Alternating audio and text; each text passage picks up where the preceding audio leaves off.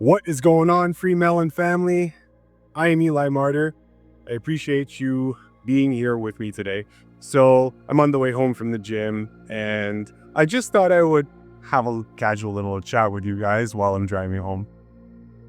There's no need for me to pretend I'm driving like this, like I have the actual wheel right here.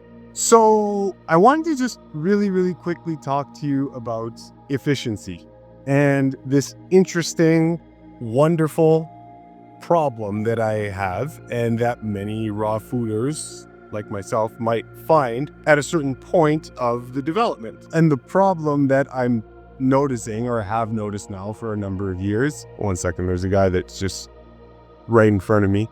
And so the problem I've noticed in the last several years is that you become very efficient. You've heard me talk about being efficient with food before. Efficient such that you don't necessarily need food. Your body's very good at being self-sustained. And you could always wait for whenever food's available, and then that's when you eat. Now, the interesting problem with that, that is fantastic, and it sounds fantastic, and trust me, it is fantastic. The interesting problem that you incur, though, is when you run into the common advice that we always hear, that I always give, about eating when you're hungry, right? You should always eat when you're hungry, and you should never, but it's best. I would just say it's best to abstain from eating when you're not actually hungry, right? We've all heard that before. So I'll describe my day 2 days ago. So I'm coming home from work. I had a very early call in the morning. Woke up around 4:30 or so in the morning and had to head off to work. And so what I anticipated was that I would just not eat for the day. And because the call was quite early, then I would just eat when I got home. So the day rolls on, lunchtime comes around, I just hang out, exercising it was a very easy day at work. I didn't have to do much.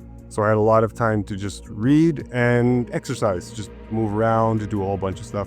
So lunchtime comes, and I just read through lunchtime, and the day ends up running very late. Not very late, but 15-hour day. Okay, so it's a 15-hour day of work.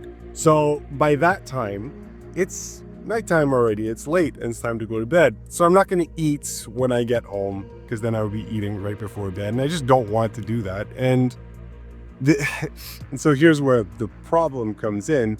For me, this is me personally, okay? I cannot speak for everybody. This is just a me personal thing. Even at that point when I'm heading home, I'm not really hungry, okay? So at this point, it's been about 27 hours or so, 27 or 27 hours, let's just say, since my last meal the previous day, all right? 27 hours by the time I finish work. So it's over a day of fasting, just over a day of fasting. So I decide, okay, I'm not gonna eat, I'm just gonna wait till the day after. The only problem is I know that once you get past the 24-hour mark, if you're fasting, then you lose even more of the hunger drive. So I wasn't hungry the day of, and I know that if I just wait till tomorrow, probably not gonna be truly hungry then either, right?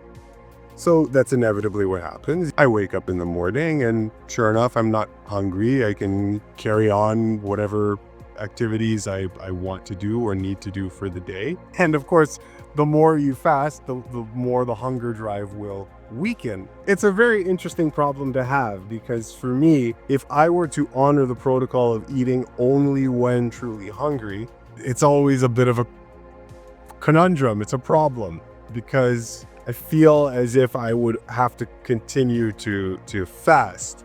And at some point, if you keep doing that, yes, you're gonna start to lose a considerable amount of weight. And so it's almost like you have to do a little bit of intellectual eating.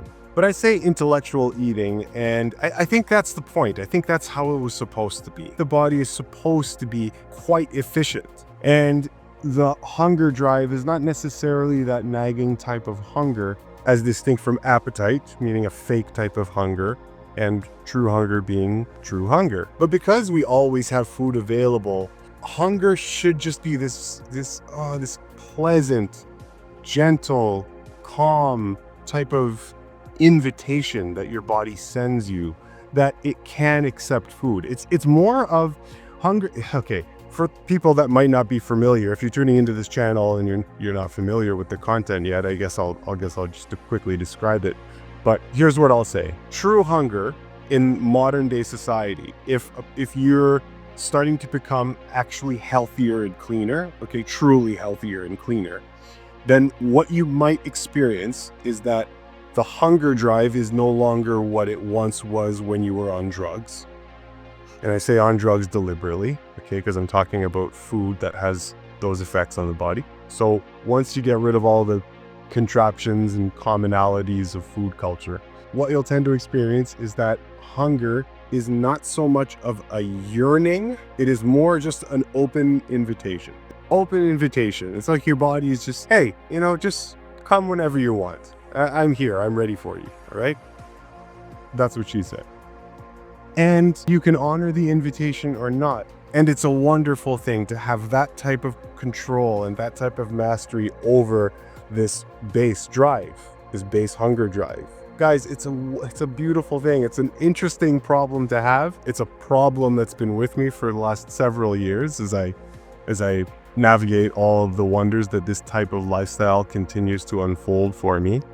And as much as I still have to figure out, okay, what is the exact perfect ideal balance point, right? How long do I wait into this open invitation before you start indulging again in food or just eating, right? Is there a perfect length of time to not honor the invitation before you accept it? Anyway, these are just the particulars that I would never be able to find any information out there on the internet or in book. Well, maybe no, in books. Yes. Yeah, somewhere in the natural hygiene literature, there's answers here. But you're not going to find answers to those questions on Quant or Google or whatever.